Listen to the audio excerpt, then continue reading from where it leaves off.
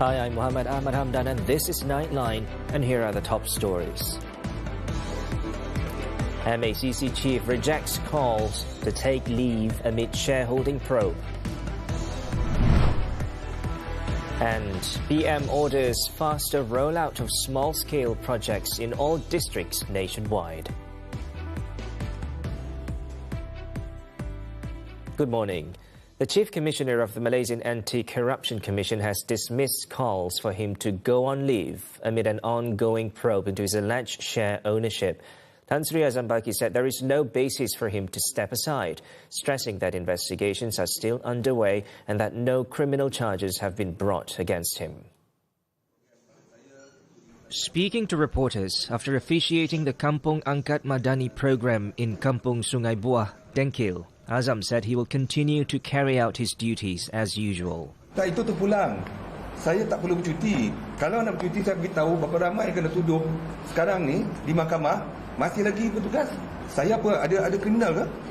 Azam reiterated his readiness to be investigated by a special committee led by the Attorney General's chambers, saying he would fully cooperate with the process. Tak ada dipanggil. Benda ni bukan masalah panggil tak panggil, nanti saya tutup banyak sangat call ni. Okey. Ini benda ni simple saja. Pertama, saya dah diminta untuk memberikan furnish certain document. Saya akan berikan dokumen. Tapi ada dokumen-dokumen yang peribadi saya akan tunjuk pada mereka, contoh dokumen bank. Attorney General Tan Sri Muhammad Dusuki Mokhtar confirmed on Saturday that the special committee tasked with investigating the shareholding allegations has begun gathering information related to the matter. Separately, on a defamation case involving Bloomberg, the MACC Chief Commissioner said he would also provide documents requested by the police in relation to the report by the International News Agency. Meanwhile, the MACC Chief Commissioner has firmly rejected allegations linking the Commission to a so-called corporate mafia, describing the claims as baseless and founded on unverified information. Azam said such accusations lack credible evidence and should not be treated as facts. Ini semua saya kata unverified information. You also have your own ethic kan? You semua ada ethic sendiri. You want to pick up unverified information. If you have that evidence, you go to the authority and lodge your complaint. Senang saja. Buatlah apa video pun, kalau dia criminal, pergi, go to court. Go to the authority. The remarks follow a report published by Bloomberg on February 12th, which alleged the existence of a corporate mafia within the MACC. The report claimed that senior MACC officers were involved in schemes allegedly orchestrated by a network of business figures to take over companies through intimidation tactics. Azam has since issued a 14-day notice to Bloomberg, demanding a response over what he described as defamatory content published against him, failing which he said legal action will proceed. In a separate development, the MACC has filed an application to forfeit overseas assets belonging to Prince Turki Abdullah Al Saud. The application was filed under the Anti-Money Laundering, Anti-Terrorism Financing and Proceeds of Unlawful Activities Act. The assets involved $115.3 million, or about 450 million ringgit, held in several Swiss bank accounts. The MACC Chief Commissioner confirmed the court application when contacted. He said the law allows the Commission to apply for the forfeiture of assets believed to be proceeds of unlawful activities subject to a court order. He added that the MACC is committed to ensuring that any proceeds obtained through illegal activities are dealt with according to the law. In 2011, the MACC received information alleging that Prince Turki had received, transferred and used proceeds from the misappropriation of One Malaysia Development Berhad or 1MDB funds through his bank accounts. Prime Minister Datuk Seri Anwar Ibrahim has directed that the implementation of small-scale projects in districts nationwide be expedited throughout this year. The move is to ensure that development and public facilities are delivered to the people without delay. Speaking at the groundbreaking ceremony for the expansion of Pontian Hospital in Johor on Sunday, Anwar said all district officers must submit reports on the progress of small-scale projects in their respective areas to prevent any delays. Orang senang dengan pengumuman projek raksasa, penting bagi negara.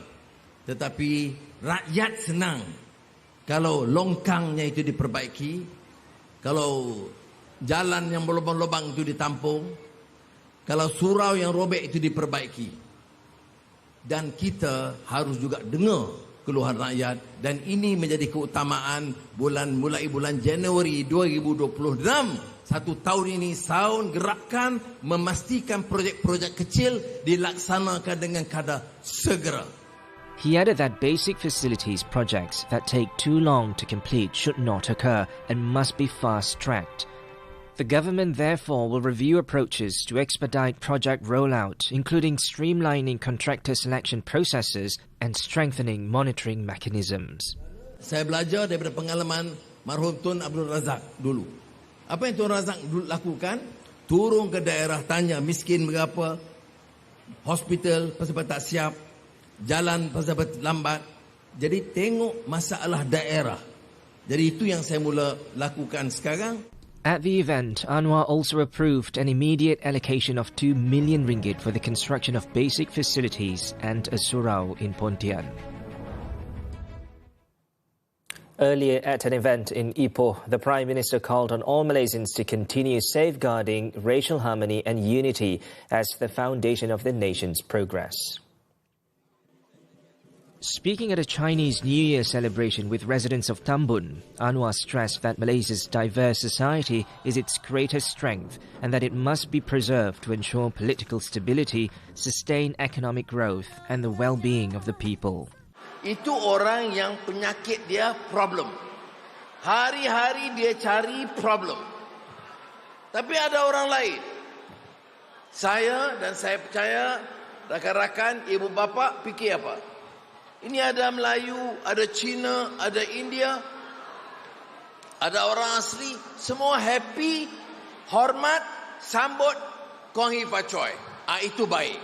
He urged leaders in the country to stay attuned to the concerns and realities faced by the Rakyat. He also said assistance must be distributed based on need, regardless of race or religion. The federal government is in the midst of drafting new legislation to clamp down on illegal gambling, including online betting, amid rising concerns over its social impact. Deputy Prime Minister Datuk Seri Fadilah Yusof said the proposed bill could be tabled in Parliament as early as the next sitting, subject to the bill's readiness. Fadilah said at this stage, the law is still under review, including whether it will be introduced as a standalone act or through amendments to existing legislation. Once enacted, the law is expected to strengthen enforcement powers, especially in tackling online gambling operations, and enable more effective action by the police and other authorities. In January, Home Minister Datuk Seri Saifuddin Nasution Ismail told the Dewan Rakyat that the police had proposed a review of existing laws to address the rapidly evolving nature of online gambling. Among the proposals were to amend the Common Gaming Houses Act or to incorporate provisions on online gambling offences into the proposed cybercrime bill. About 8.1 million recipients have redeemed the 100 ringgit Sumbangan Asas Rahmah or SARA aid as of Friday, with total spending reaching nearly 780 million ringgit. The figure was recorded within 5 days after the aid was credited on February 9th. Second Finance Minister Amir Hamzah Azizan said the high redemption rate within a short period reflects an overwhelmingly positive response to the initiative. He added that the situation also highlights the public's need for targeted assistance to help ease cost of living pressures. The Madani government initiative was introduced to assist the public ahead of the festive season. Total cash aid, including SARA and Sumbangan Tunai Rahmah or STR, has now reached approximately 15 billion ringgit. Amir Hamzah said 150 million ringgit in unutilized SARA funds from last year had been redistributed for specific causes, including to assist persons with disabilities and to provide medical equipment for chronic patients. Chinese New Year is a celebration that is well known for traditions like family reunion dinners, the giving of ang pao, lion dances and firecrackers. These customs are rich in symbolism, making the festival not just a cultural observance, but a meaningful way to welcome the year ahead. Nightline's Muhammad Azfar has the story. During Chinese New Year, lucky colors, numbers and zodiac animals aren't just tradition, they're big business. From festive packaging to red envelopes, symbolism drive both celebration and spending across Malaysia. Each year, as the festive season approaches, stores selling crafts and decorations are filled with ornaments featuring traditional Chinese motifs. Despite generations coming and going, decorations such as red lanterns, paper cuttings and spring couplets remain mainstays on store shelves, and for good reason. Rachel Chan Suat Kay, chairperson of the Institute of Ethnic Studies at University Kebangsaan Malaysia, said one key factor continues to drive the preservation of these meaningful traditions. It's an intergenerational form of socialization whereby Malaysian Chinese by and large are socialized into knowing these symbols from their families, from their parents and relatives from a very young age. The mass media to some extent also shows us advertisements which portray all these cultural attributes. Chan added that while modernity has allowed both young and old to adapt the ways in which Chinese New Year is celebrated, tradition and inherited culture remain at the heart of the festivities. I think culture is very much a sort of perhaps independent variable that exists all around us and also independent of us as individuals. And it's very much mediated by emotion because it brings to us a sense of familiarity, a sense of filial piety or community spirit or social cohesion. Armed with these insights, I joined the last-minute shopping crowds to find out whether these traditions still hold meaning today. It seems like there's been a tradition for everyone to just decorate their house or their house based on the zodiac signs. So for example, this year, we have more paper decorations that's based on horse. Every year we do something different, but this year we seem to have a lot more younger customers. So we will bring in more smaller decorations, and it seems like the small decorations move a lot more faster. This is the time that I should represent my family who buying all of these decorations because this is my year. So I feel this is a chance for me to, get the prosperity lah. Yeah. Yes, need to replace because last year is next year and then next year is another year, so must change all of it. For many, these customs are more than just decorations. They are a way to connect with heritage, celebrate family, and welcome good fortune in the year ahead. Muhammad Azfar, TV3.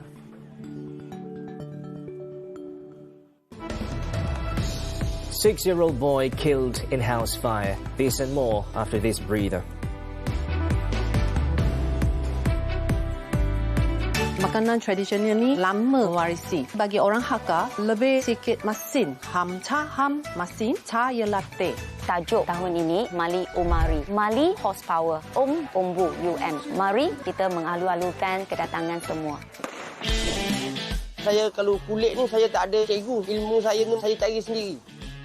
Mula-mula saya pakai buat wallet ni kulit sopa tu. Kulit leci, orang panggil kulit leci tu.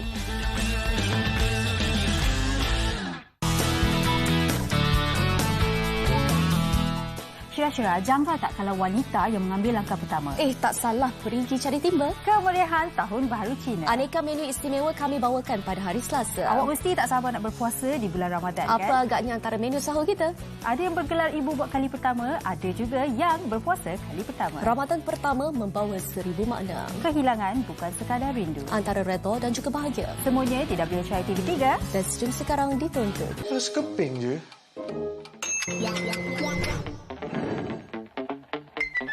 Mesti shopping pun boleh. Siap ada diskaun lagi.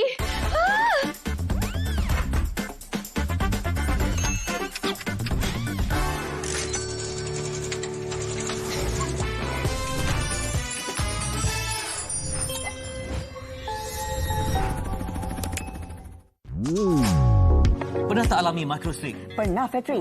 Dan situasi ini berlaku apabila otak kita terpadam seketika walaupun mata terbuka mengundang bahaya diri dan orang lain. Istimewa sambutan Tahun Baharu Cina dengan pelbagai perkongsian menarik. Duduk di mana ni tegur-tegurlah jiran, berulah rasa lebih mesra. Menjelang bulan Ramadan banyak-banyaklah bersabar dan jangan marah-marah. Dah tengok harga buffet ke? Mahal kan? Elakkan pembaziran di bulan Ramadan. Isnin hingga Jumaat. Eksklusif ditonton dan TV3. Welcome back. In Sabah, 2 children of the 71-year-old main suspect in the case of the dismembered woman in Indah Permai, Kota Kinabalu, have been arrested to assist in the investigation into the murder. The latest arrests bring the total number of people detained in connection with the case to 4. Acting Kota Kinabalu Police Chief Superintendent Syed Lot Syed Abdul Rahman said 2 local women aged 29 and 21 were arrested in the Sepangga and Inanam areas. He added that both women are the daughters of the main suspect. Aside from the 71-year-old suspect, police also detained a 19-year-old local man. Earlier, it was reported that the body parts of the woman believed to be in her 40s were found at several dump sites on Thursday. The brutal murder is believed to have been driven by jealousy after the victim ended her engagement to the main suspect and married another man.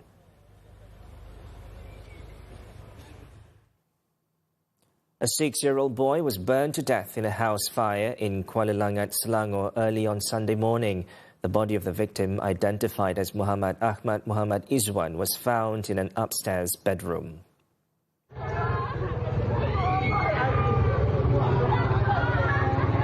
Selangor Fire and Rescue Department Assistant Director of Operations, Ahmad Mukhlis Mukhtar, said the department received an emergency call at 4:42 a.m. and dispatched teams from 2 stations to the site. Upon arrival, firefighters found that the blaze had engulfed a terrace house with approximately 85% of the property destroyed. The fire was brought under control at 5:05 a.m., after which personnel immediately began a search operation. About an hour later, the boy's charred remains were discovered in an upstairs bedroom. The victim's uncle, in his 30s, sustained injuries and was rushed to hospital for treatment, while 8 other family members managed to escape unharmed. The flames were fully extinguished by 7 a.m. Kuala Langat Police Chief Superintendent Muhammad Akmal Rizal Radzi said based on investigations, the fire originated from a rear room on the upper floor of the house. The cause of the fire and the amount of losses are still under investigation.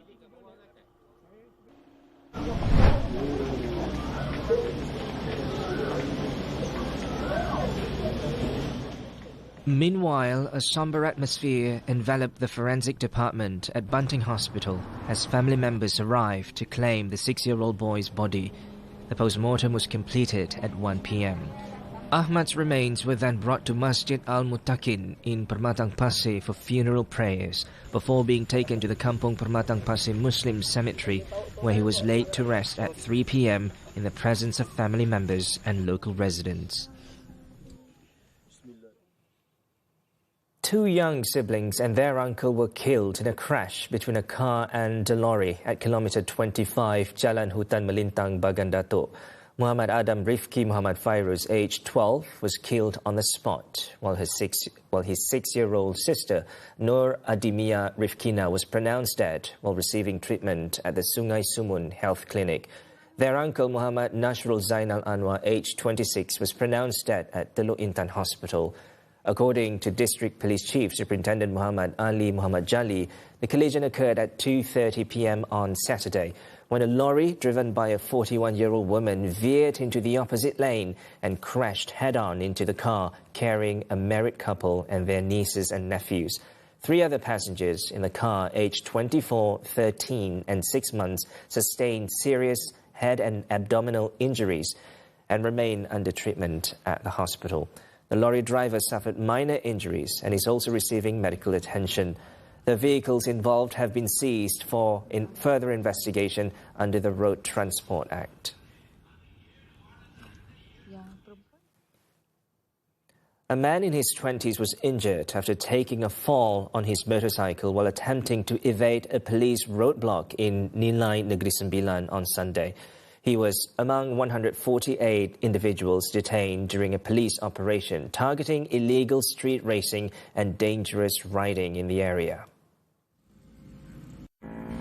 Police from the Nilai District Traffic Investigation and Enforcement Department had been monitoring several hotspot locations around Dataran Nilai for the past 2 weeks following reports of widespread street racing.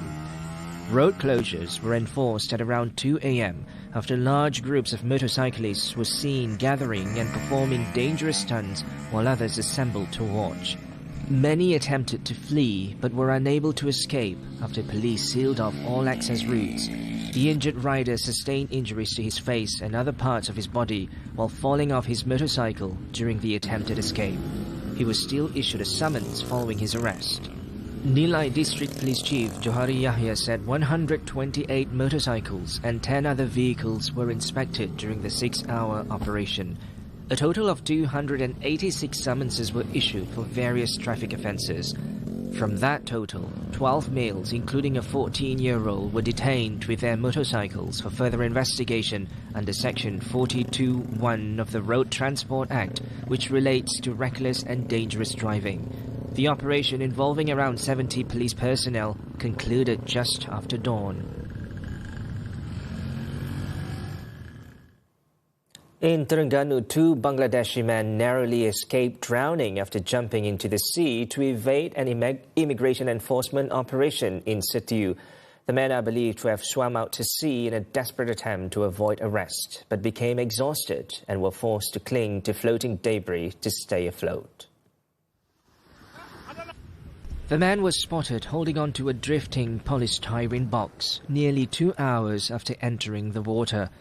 Authorities located the pair using drones about 7 kilometers offshore before launching a rescue operation. Pihak kami terpaksa memanggil pihak APM dan juga bot orang awam untuk membantu menyelamatkan mereka. Dianggarkan mereka berada di laut selama 2 jam, lebih kurang dalam 7 kilometer apabila ditangkap sebentar tadi. The 2 men were detained immediately after being brought safely back to land. Earlier, they had reportedly fled their workplace in Merang, running nearly a kilometer towards the coastline after enforcement officers moved in. In the integrated operation, 316 foreign nationals were inspected, with 222 individuals detained for various immigration offences. All those arrested were taken to the Ajil Immigration Detention Depot for further action. Thailand hit with bomb attacks. The details when Nightline returns.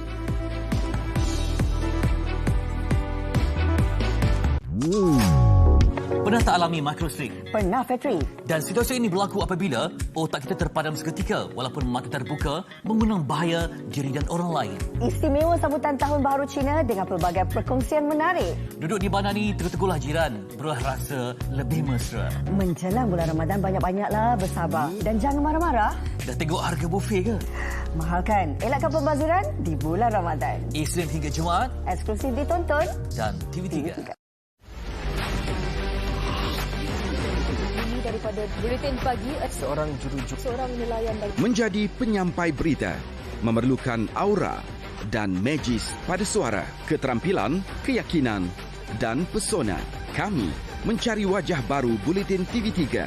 Ayo, serlahkan potensi anda menjadi suara yang dipercayai negara.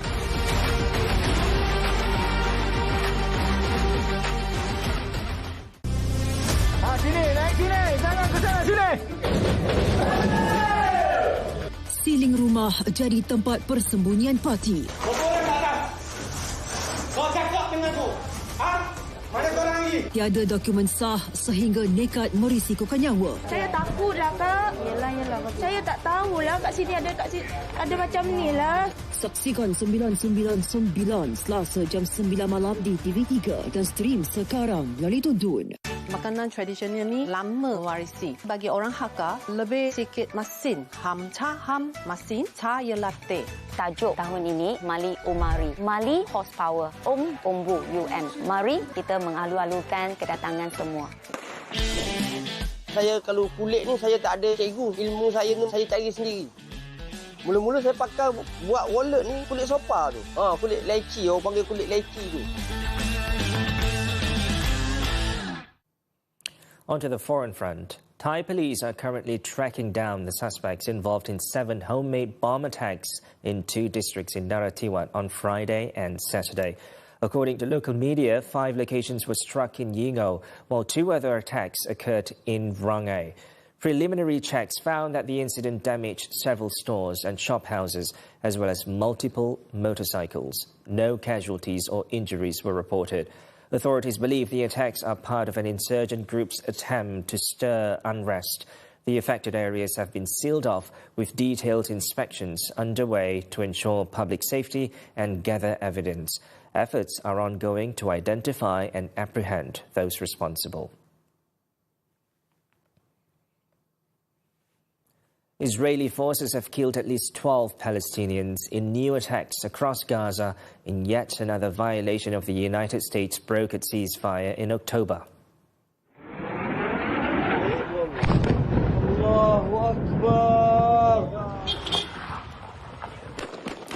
In Gaza, Zionist forces killed at least 6 Palestinians, including 5 in the southern city of Khan Yunis, during an attack beyond the so-called Yellow Line, and another individual whom the Zionist military said had crossed the line and posed an immediate threat to its forces. 4 other Palestinians were killed when Zionist forces struck a tent sheltering displaced people in the Al-Fallujah area of northern Gaza. The attacks on Sunday come as the Israeli military launched several attacks on southern Lebanon.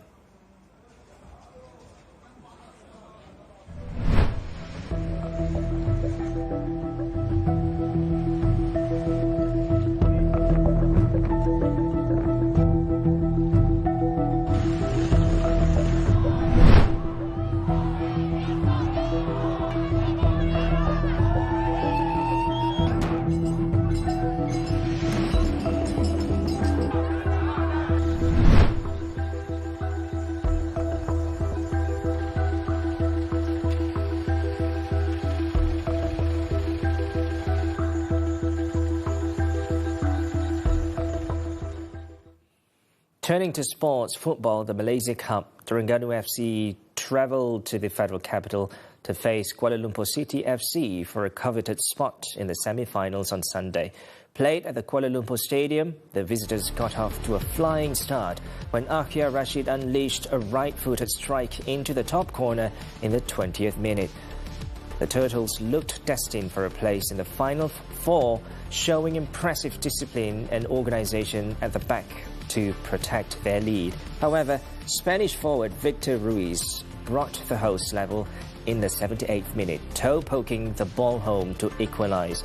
Just when extra time seemed imminent, fan favourite Paulo Josue emerged in the 88th minute to calmly slot home from close range, sparking wild celebrations among the home supporters and sealing a dramatic 2-1 victory. The result means Kuala Lumpur will now face a daunting challenge as they prepare to take on defending champions Johor Darul Takzim in the next round.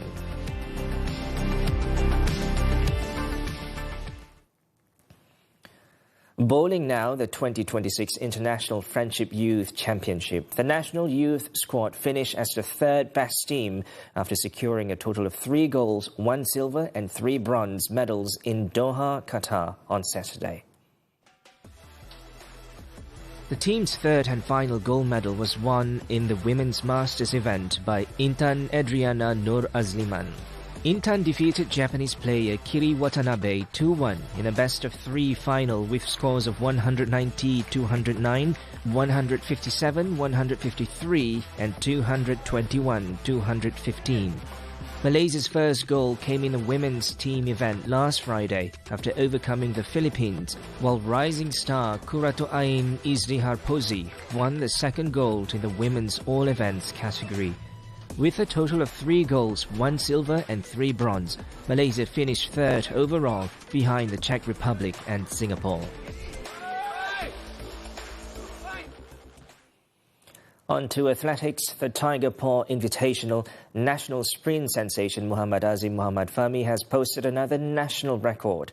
The 21-year-old clocked 21.20 seconds in the 200-meter indoor race in North Carolina on Saturday, surpassing his own previous national record of 21.50 seconds set at the Bob Pollock Invitational earlier this month. Both of the Auburn University sprinters' new times surpassed the old national record of 22.86 seconds held by Timothy Tunn at the 2019 Manchester Indoor Meet.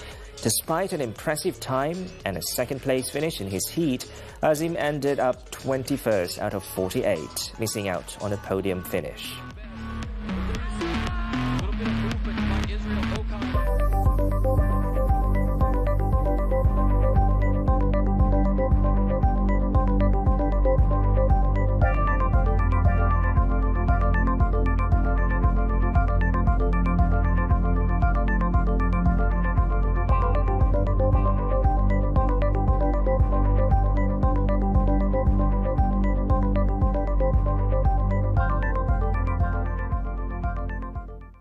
Space, a domain which has long captivated humans, now is just another frontier for humankind. Before we bring Nightline to a close, let's watch as NASA's SpaceX Crew 12 enters the International Space Station for a months-long research mission. I'm Muhammed. Thanks for tuning in and take care.